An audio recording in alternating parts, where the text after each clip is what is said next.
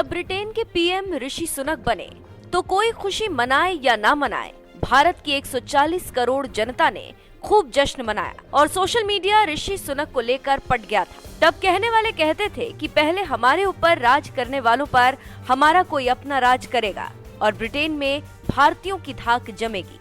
लेकिन ये गुब्बारा इतनी जल्दी हवा हो जाएगा, ये बात किसी ने नहीं सोची होगी।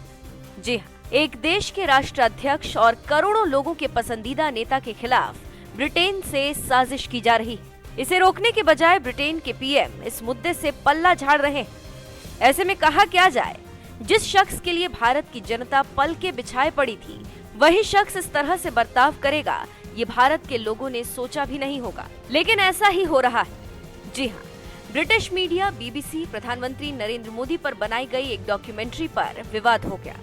इस डॉक्यूमेंट्री में 2002 गुजरात दंगों को लेकर कई विवादित दावे किए गए। बीबीसी की इस डॉक्यूमेंट्री का नाम इंडिया द मोदी क्वेश्चन है। इस सीरीज पर विवाद बढ़ने के बाद ब्रिटिश प्रधानमंत्री ऋषि सुनक ने खुद सफाई दी। वहीं भारतीय विदेश मंत्रालय ने भी तीखी प्रतिक्रिया देते हुए बीबीसी के इस डॉक्यूमेंट्री को प्रोपेगेंडा का हिस्सा बताया है। विदेश मंत्रालय के प्रवक्ता अरिंदम बागची ने कहा कि इसमें पूर्वाग्रह, वस्तुनिष्ठता की कमी और औपनिवेशिक मानसिकता स्पष्ट रूप से झलकती। आप भी सुनिए क्या कहा बागची ने। We think this is a propaganda piece designed to push a particular discredited narrative. The bias, a lack of objectivity, and frankly a continuing colonial mindset is blatantly visible. We do not wish to dignify such efforts. Do note that this has not been screened in India, so I am only going to comment on the context of what I have heard about or have my colleagues have seen. Let me just make it very clear. We think this is a propaganda piece designed to push a particular discredited narrative. The bias, a lack of objectivity, and frankly a continuing colonial mindset is blatantly visible. If anything, this film or documentary is a reflection on the agency and individuals that are peddling this narrative again. It makes us wonder whether about the purpose of this exercise and the agenda behind it, and frankly we do not wish to dignify such efforts. तो सुना आपने क्या कह रहे हैं अरिंदम बागची।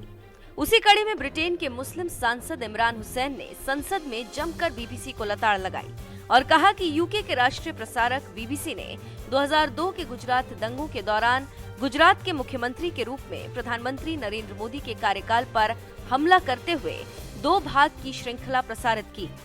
लेकिन ये गलत है और इसमें कई बातें गलत और तोड़ मरोड़ कर पेश की गई। आप सुनिए ऋषि सुनक के सामने कैसे इमरान ने बीबीसी की धज्जियां उड़ा दी। Speaker, last night the BBC revealed the Foreign Office knew the extent of Narendra Modi's involvement in the Gujarat massacre that paved the way for the persecution of Muslims and other minorities we see in India today, with senior diplomats reporting that the massacre could not have taken place without a climate of impunity created by Modi, and that he was, in the FCO's own words, directly responsible for this violence. जब संसद में सांसद इमरान हुसैन ने BBC की इस documentary और PM Modi पर लगाए गए झूठे आरोपों को लेकर ब्रिटिश प्रधानमंत्री ऋषि सुनक से उनके विचार पूछे थे, उसके जवाब में सुनक ने क्या कहा, ये भी सुनिए। Mr. Speaker, the UK government's position on this has been clear and long-standing and hasn't changed. Of course, we don't tolerate persecution where it appears anywhere, but I'm not sure I agree at all with the characterization that the honourable gentleman has put forward. तो सुना आपने क्या कह रहे हैं ऋषि सुनक। सुनक कह रहे हैं कि वो ऐसे चरित्र चित्रण से सहमत नहीं।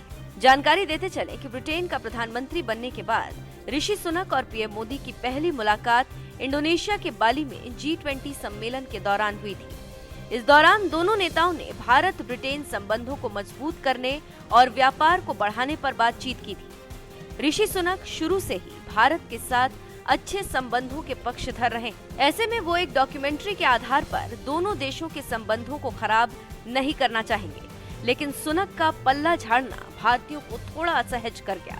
देखना होगा कि आगे ब्रिटेन भारत के रिश्तों पर इस डॉक्यूमेंट्री का कितना असर होगा। लेकिन इस ब्रिटिश मीडिया की वजह से ब्रिटेन भारत के रिश्तों में दरार आ गई। देखना होगा कि आगे क्या होता है और रिश्ते कैसे पटरी पर आते हैं।